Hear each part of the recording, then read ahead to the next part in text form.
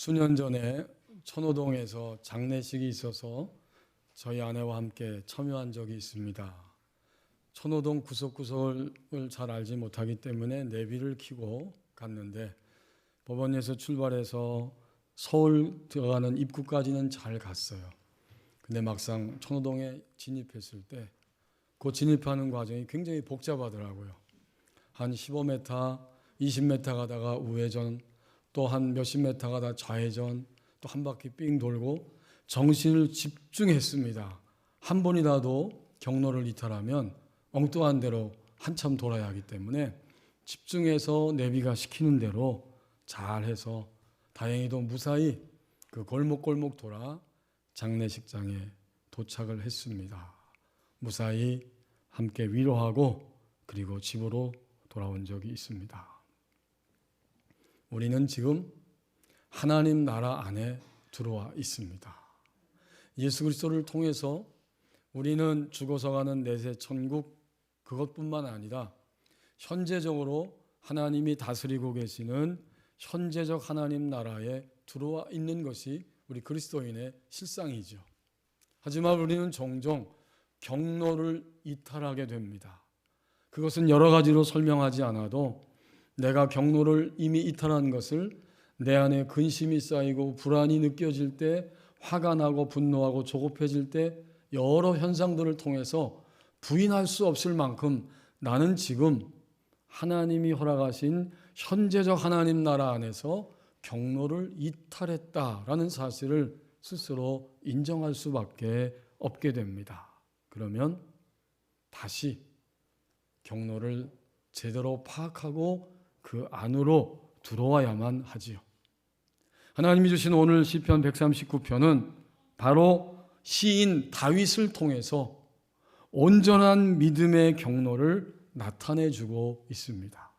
다시 말하면 다윗이라고 하는 하나님의 백성은 자신의 인생을 통해서 시간이 가면서 마침내 하나님 나라 안에서 사는 믿음의 경로가 무엇인지를 이 시편 139편을 통해서 노래하게 되었습니다. 시편 이 139편은 다윗의 시라고 되어 있고 인도자를 따라 찬송을 인도하는 인도자를 따라서 부르는 노래. 노래 이전에 다윗 성도의 고백이 있었습니다. 여러분이 성경을 보시면 그 이전에도 많은 성도들의 고백이 나오는데 다윗은 하나님 앞에서 사무엘상 16장 23절에 보면 바로 시인이면서 음악가라는 사실을 보여줍니다. 사울왕이 악한 영에 의해서 시달리면서 번뇌하고 고통스러울 때 신하들의 입을 통해서 다윗을 소개받고 다윗이 가서 수금을 타면서 하나님을 노래하고 시를 읊으며 높였더니 악령이 떠나가고 번뇌하던 사울에게 상쾌함이 임합니다. 사무엘하 1장 17절에서 27절에 보면 나중에 다윗이 왕이 되고 사울과 요나단이 전쟁터에서 죽었을 때 다윗의 마음은 굉장히 쓰리고 아팠습니다. 저들이 믿음의 경로를 이탈하고 나서 저렇게 안타까운 최후를 맞이했구나. 그 쓰라린 마음으로 그들을 애가 조문하며 그러한 노래를 부르게 됩니다. 자기 입에서 그런 시가 애통하는 마음이 쏟아져 나오고 백성들에게 그 노래를 가르쳐 배우게 하라고 명령합니다. 내가 시인이 되겠다.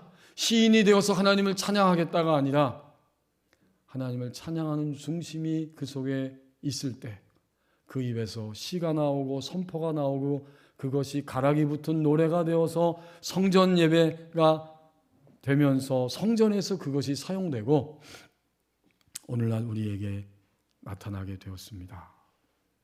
그리고 아모스 6장 5절 말씀에 보면 아모스 선지자가 그 시대 백성을 책망하면서 다윗같이 악기를 제조하며 라는 말을 해주고 있습니다. 다윗은 악기도 제조하는 이러한 음악가였다는 사실을 알 수 있습니다. 시편, 이것은 노래책입니다. 노래집, 노래책. 그러므로 이 139편에서 다윗은 이 시를 읽고 노래하고 증언하면서 믿음의 경로가 무엇인지를 나타내주고 있습니다.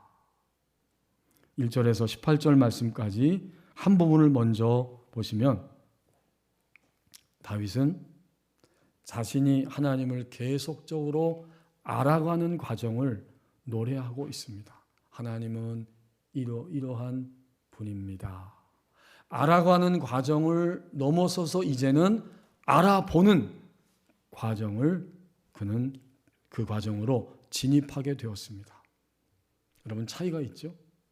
알아가는 것은 분명히 과정 중에 있는 것이지만 알아가는 과정이 점점 깊어지고 시간이 지나고 더하면 더할수록 이제는 알아가는 차원만 쫓아가는 것이 아니고 알아보는 차원으로 들어가게 되는데, 다윗은 마침내 평범한 시간에서 그리고 절체절명의 위기 가운데서 삶의 자리에서 전 과정에서 부딪히고 깨어지고 그리고 지칠 대로 지친 적도 있고 넘어졌다가 다시 일어나면서 하나님을 알아가는 과정에서 알아보는 자로 넘어서게 됩니다. 그러니까 하나님을 인식하는 것은 이 두 가지입니다. 알아가는 것, 그리고 좀 더 시간이 지나고 새로워지면 알아보는 것입니다.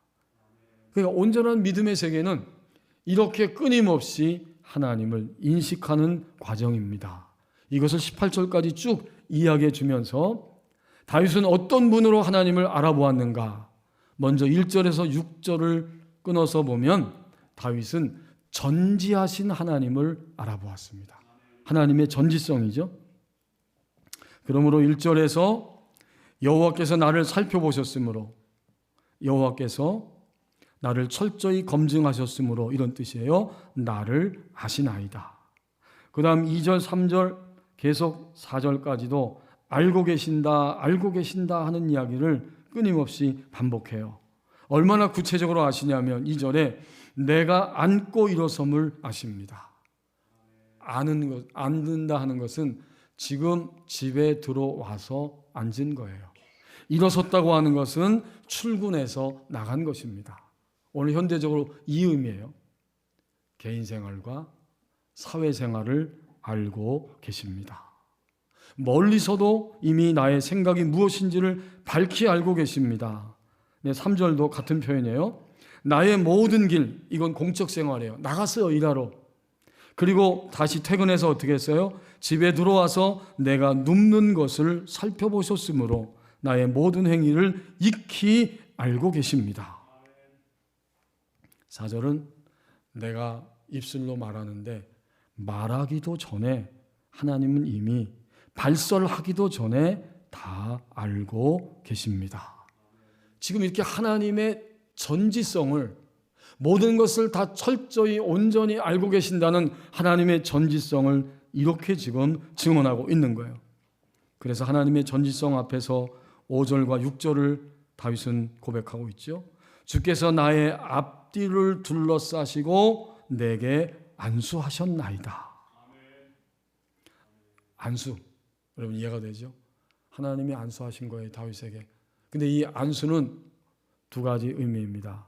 곧 하나님이 안수하셨다 할 때에 하나님이 내게 복을 내리셨습니다 하는 것이고, 또 하나는 나라고 하는 존재 자체를 하나님이 안수하셨다는 것은 하나님의 손 아래, 하나님의 통제 아래 나는 있는 존재입니다. 그런 말이에요.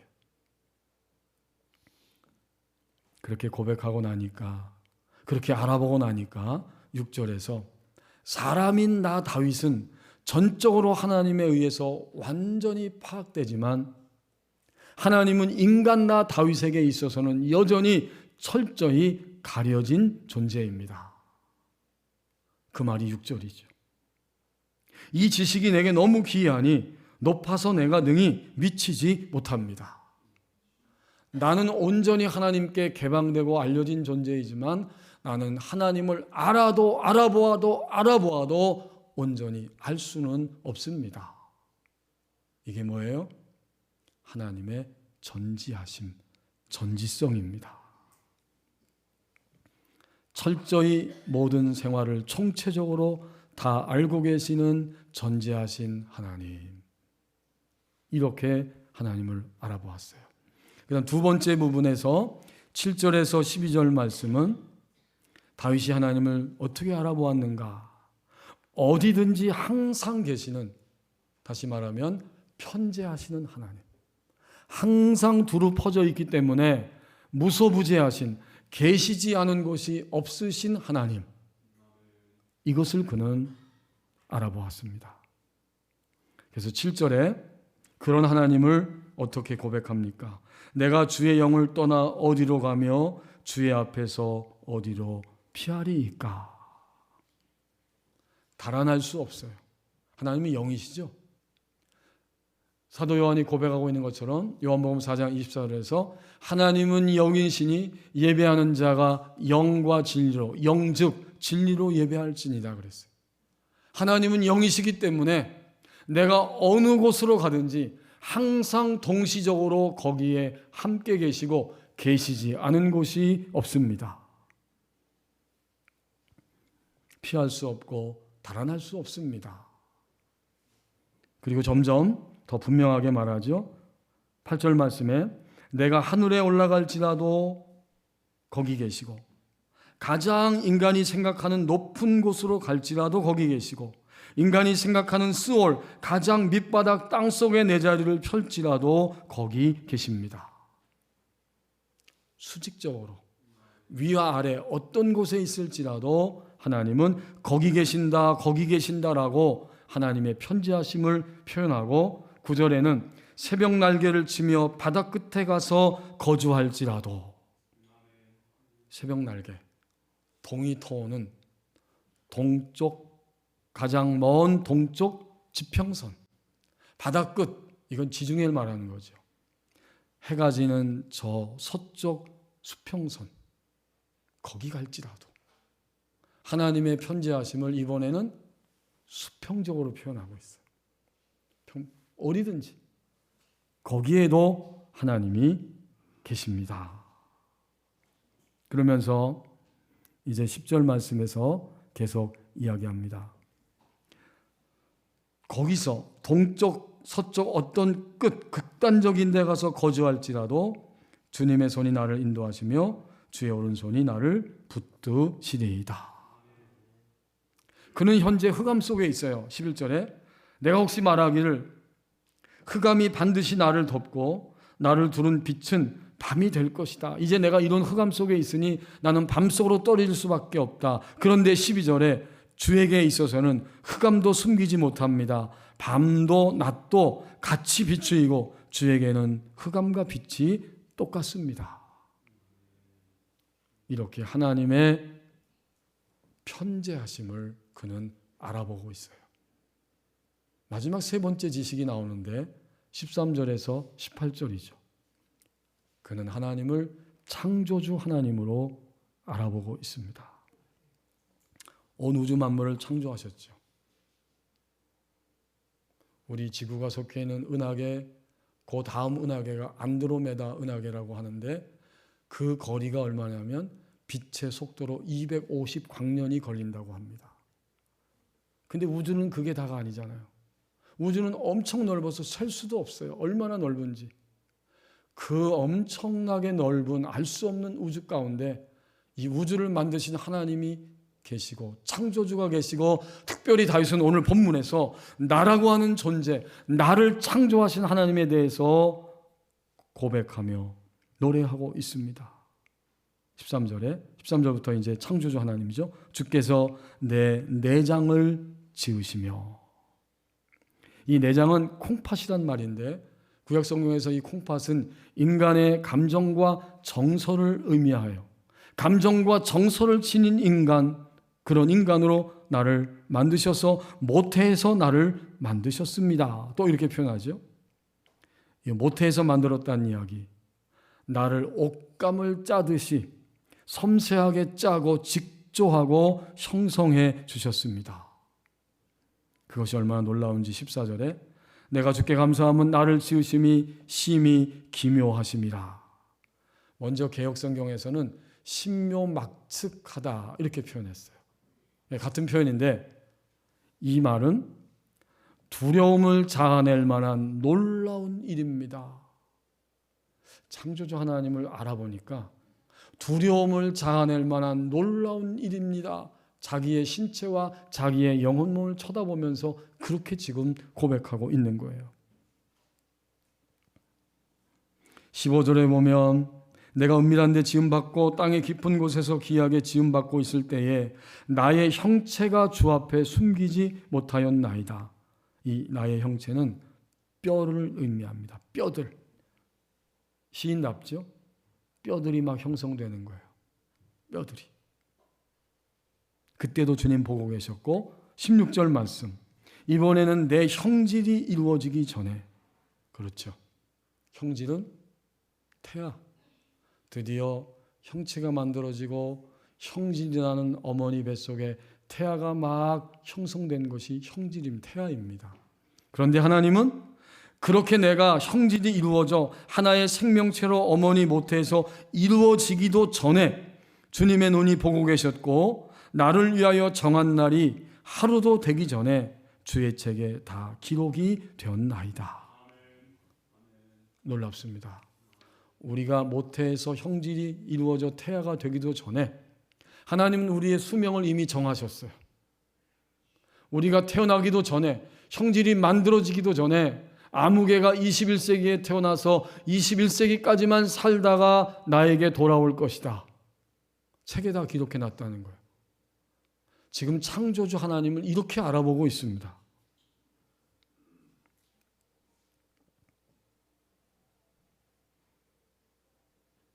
그런데 여러분, 창조주 하나님을 알아보는 다윗은 재창조되는 순간을 맞이한 거예요. 내가 창조주 하나님을 알아볼 때 이렇게 전지하시고 또 편지하시고 창조주이신 하나님을 여기서 다윗이 고백하는 순간 다윗은 또다시 새로운 믿음의 차원으로 재창조되고 있는 순간을 맞이합니다. 창조는 두 가지예요. 태초에 하나님이 천지를 창조하셔서 창조가 이루어졌고 그 창조가 중간에 인간의 범죄함으로 깨지고 부서졌기 때문에 이제는 요한계시록에서 그토록 외치고 있는 새하늘과 새 땅을 향해 이 창조는 재창조되고 있고 그 안에서 주님을 믿은 백성들은 하나님의 형상을 회복하며 하나님이 원하시는 인간으로 재창조되고 있습니다. 이건 창조에 대한 새로운 사실을 지금 다윗이 인식하면서 재창조되고 있는 거예요. 나에 대해서 인식하는 거죠. 우리는 오늘 창조를 새롭게 인식합니다. 하나님 창조하셨어요. 그러나 이 창조는 끝난 게 아니에요. 재창조하면서 새하늘과 새 땅을 향해 창조해 가시고 있고 우리도 더 이상 죄의 유혹이나 연약함에 무너지고 부서지지 않도록 완전하신 하나님의 형상을 회복하는 존재로 그리스도 안에서 재창조하고 계십니다. 이러한 하나님의 창조하심 앞에서 보면 전지하심, 어디나 계시지 않은 곳이 없는 편지하심, 그리고 창조와 재창조의 하나님을 바라볼 때에 다윗의 반응이 나옵니다. 그것이 17절과 18절 말씀이죠. 이제 다윗은 하나님을 이렇게 하나님 앞에서 반응하게 됩니다. 하나님이여 주의 생각이 내게 어찌 그리 보배로우신지요 그 수가 어찌 그리 많은지요. 이것이 다윗의 반응인데 놀라는 거예요. 얼마나 주님 내게 향하신 그 생각이 많고 보배로우신지 내가 그것을 세려고 해도 셀 수가 없습니다. 18절 상반절에 내가 세려고 할지라도 그 수가 모래보다 많도소이다. 굉장히 놀라는 거예요. 오늘 아멘 하는 것은 우리의 정상적인 반응이에요. 전지하시고 편지하시고 창조와 재창조를 하시는 하나님을 알아본다면 우리는 놀라면서 아멘 할 것입니다. 다윗의 반응이 놀람이에요. 그리고 더불어서 18절 하반절에 다윗의 반응은 이제 확신입니다. 그래서 이렇게 표현하고 있죠. 내가 깰 때에도 여전히 주와 함께 있나이다. 깰 때에도는 잠에서 깨는 것도 포함하지만 내가 흑암 속에 있을 때나 이런 순간을 지나가다가 구원받아서 이 위대하신 하나님을 내가 알아볼 때마다 나는 분명히 하나님이 여전히 나와 함께 있었음을 인하여 이렇게 확신을 고백하게 된다, 이런 뜻이에요. 놀라고 또 확신합니다. 자, 그러니까 온전한 믿음의 세계는 끊임없이 하나님을 인식하는 과정인데 다윗은 지금 자신의 일생을 통해서 하나님을 여기까지 인식하고 있는 거예요. 전지하신 하나님, 편재하신 하나님, 그리고 창조하시는 재창조의 하나님을 알아보았습니다. 오늘 예배하면서 우리 스스로에게 질문을 던질 수밖에 없습니다. 지금까지 나는 어떤 분으로 하나님을 알고 있었는가? 이것은 생각이에요. 하나님은 이런 분이야 라고 생각하고 있는 거죠, 우리 머릿속에서. 그런데 시간이 지나고 믿음이 점점 온전해지면 어떻게 된다고요? 알아가는 과정에서 알아보는 과정으로 넘어가게 됩니다. 이건 뭘까요? 실천입니다. 알아본다면 실천하게 돼 있어요. 가끔 인터넷 뉴스 보다가 연예인들이 뭐 사귈 때 이제 그게 공개적으로 되면 그런 얘기 하더라고요. 지금 서로를 알아가는 중입니다. 알아가는 중이죠, 우리도 하나님을. 하지만 언제까지나 알아가는 중이 아니라 이제는 하나님이 나의 생활 공간 속에서 숨쉬고 호흡하고 함께 역사하시고 움직이시고 나를 창조해 가시는 재창조의 하나님으로 알아보게 됩니다. 조용사와 조폭은 서로 알아본다. 아무리 복잡한 곳에 있을지라도 이 두 사람은 서로 알아본다. 이런 우스갯소리가 있잖아요. 아무리 복잡해도 조폭들도 형사를 낌새로 알아차리고 형사들도 조폭을 알아차려요. 오늘 신자와 하나님은 어떻지요? 서로를 알아봅니다. 그런데 요는 하나님은 우리를 즉시로 언제나 모든 것을 다 알아보고 계시지만 나의 삶의 전 영역에서 신자인 나는 나의 삶의 모든 영역에서 하나님을 알아보고 있는가? 그게 문제이죠. 만약 우리가 오늘 다윗과 같이 하나님을 이렇게 알아본다면 오늘 우리는 어떻게 될 것인가? 우리는 모든 것을 들고 오늘부터 하나님 앞에 나갈 것입니다. 다시 말씀드립니다. 하나도 예외가 없어요. 모든 것을 다 들고 하나님께 나갈 것입니다. 그리고 다 들고 나가서 하나님께 말씀을 다 드리게 됩니다. 다 말씀드리게 돼요. 하나도 예외 없이. 내가 상했어요. 내가 의심했어요. 내가 유혹받았어요. 내가 밉고 화가 났어요. 나에게 이런 근심이 있어요. 나는 하나님의 응답이 감사했어요. 등등등등등. 모든 것을 다 말씀드립니다. 그리고 나서 어떡하죠?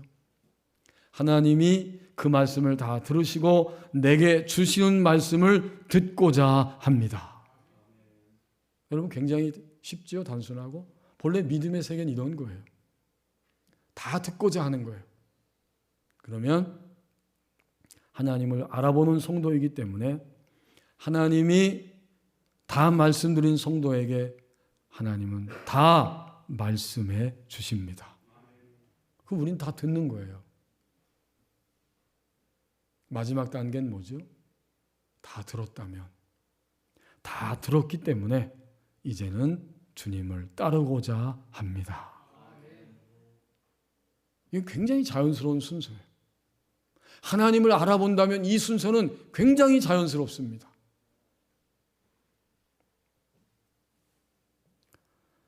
다윗은 오늘 이것을 이 18절까지의 말씀에서 온전한 믿음의 세계로 나타내 보이면서 나는 끊임없이 이렇게 하나님을 인식했다. 곧 하나님은 다윗의 입을 통해서 모든 하나님의 백성들은 끊임없이 온전한 믿음의 세계에 들어오려고 하면 이렇게 하나님을 인식하는 과정이 반드시 필요하다. 미국에 혼이라고 하는 성도가 있었습니다. 이제 나이가 많이 들어서 생애 끝자락에 도달했는데 어느 날 시골길을 걷다가 그 콩나물을 땅에 심고 있는 남자를 보게 됐습니다. 다가가서 이 나무가 자라서 열매를 맺으려면 얼마나 걸립니까? 그 남성이 대답하기를 70년이 걸립니다. 혼이가 놀라서 물어봤어요. 그럼 당신 앞으로 70년 더 살아서 그 열매를 맛보게 되리라고 생각합니까? 아니요.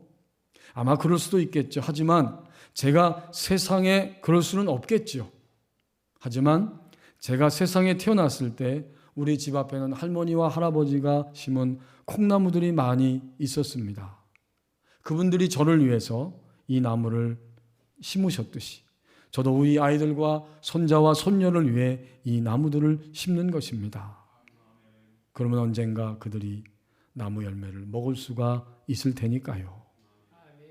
이 노인네 혼인은 그 말을 듣고 길을 가면서 깨닫게 됩니다.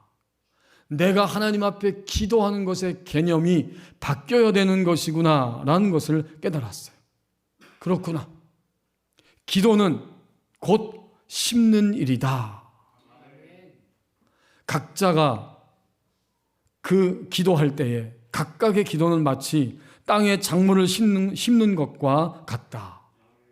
얼마 동안은 보이지 않다가 마침내 열매를 맺고 미래 세대를 축복하게 된다. 우리의 기도는 영원한 열매를 반드시 맺는다. 심지어 우리의 육신은 죽어도 우리의 기도는 죽지 않는다.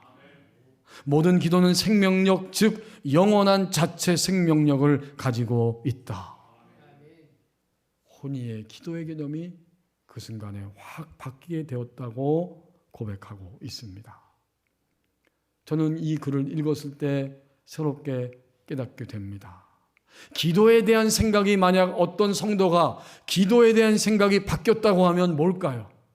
그것은 기도를 듣고 계시는 하나님에 대한 인식이 바뀐 것입니다. 우리는 오늘 온전한 믿음이 무엇인가를 다윗 성도를 통해 지금 함께 대하면서 하나님에 대한 인식이 끊임없이 바뀌어 나가는 것, 이것이 바로 온전한 믿음의 생애임을 다시 한번 깊이 깨닫기를 원합니다. 이제 19절에서 마지막 24절 말씀입니다. 다윗은 이렇게 하나님을 알아보는 감격의 순간을 맞이했습니다. 다윗은 감격의 순간을 맞이한 직후에 19절에 보면 자신의 현실의 세계로 돌아옵니다. 근데 그 현실은 녹록지가 않습니다. 19절에 하나님이여 주께서 반드시 악인을 죽이시리이다. 피 흘리기를 즐기는 자들아 나를 떠날지어다. 그렇군요. 현실은 만만치 않아요.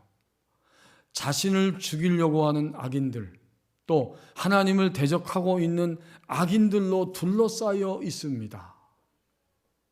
하지만 하나님을 알아본 다윗은 자신의 현실 속에 들어왔을 때에 담대함이 그 안에 형성됩니다.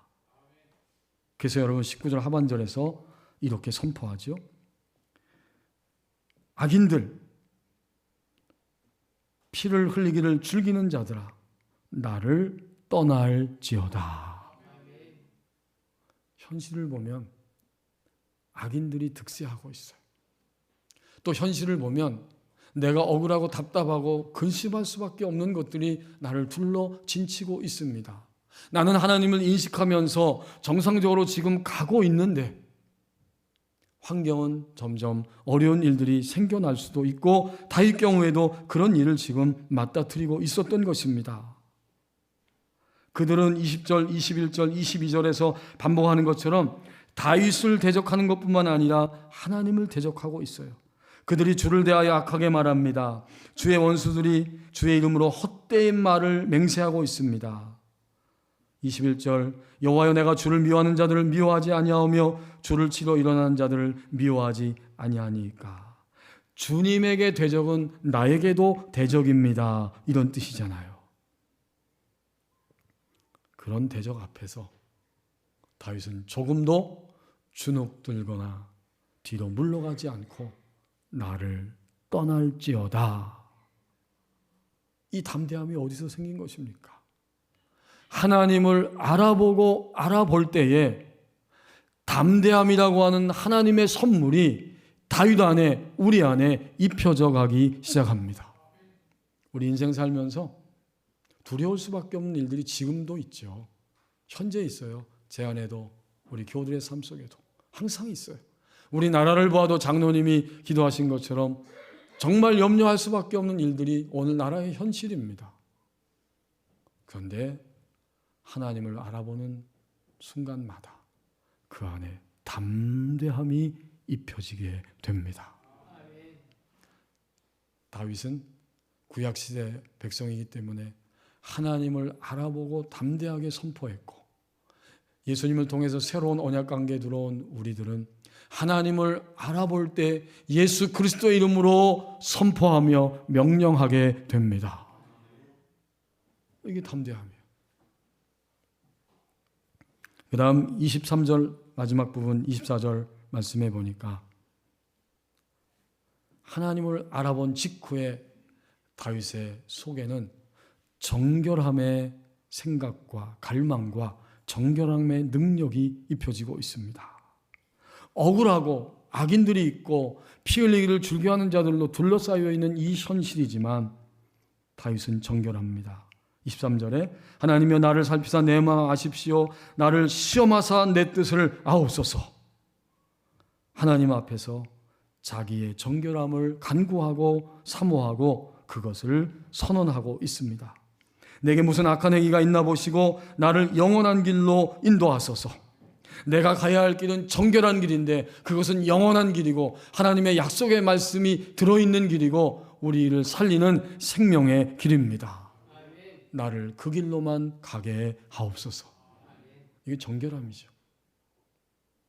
하나님을 알아보면 하나님 우리에게 내려주시는 선물이 있는데, 주님을 믿으면서 옷을 입듯이 그리스도인들에게 입혀지는 선물이 있는데, 그것은 인생을 살면서 담대함이고 그것은 인생을 살면서 동기의 순수성인 정결함입니다. 여러분, 정결함은 윤리 도덕적인 정결함은 당연히 포함되는 것이고, 성도의 경우에는 하나님 앞에서 내가 생각하고 말하고 행동하는 내 마음 동기의 순수성, 이것이 정결함이에요.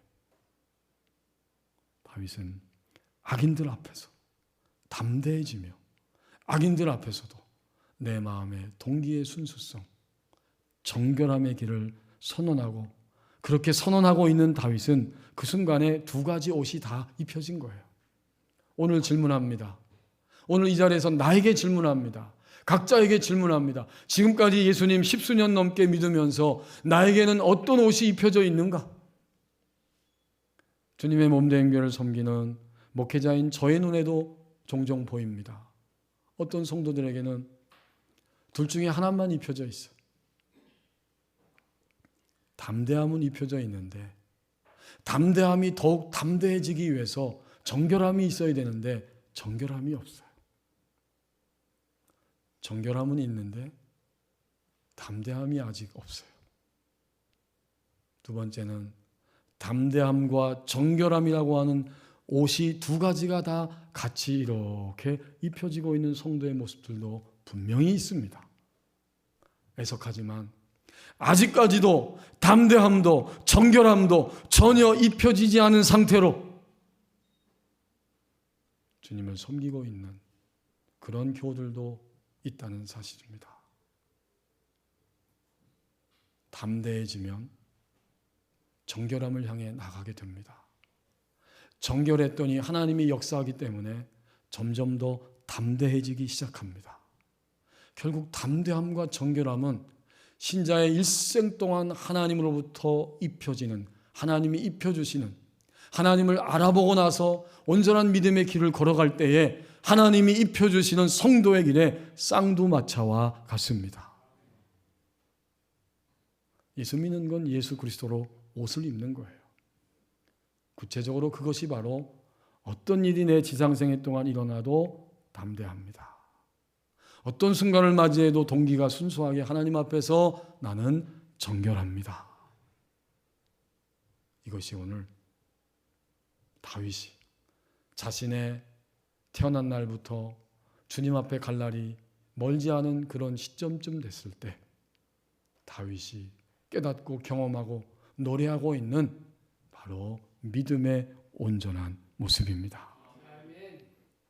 기도하겠습니다. 우리 합심해서 함께 기도하겠습니다. 오늘 나의 믿음이 온전한 믿음이 된다면 하나님을 계속 인식하는 과정이 될 것입니다. 하나님을 알아보는 것입니다. 그때 담대함과 정결함이 이 하나님의 선물이 내 안에 입혀져 갑니다. 이 길로 가게 하옵소서. 함께 기도합니다.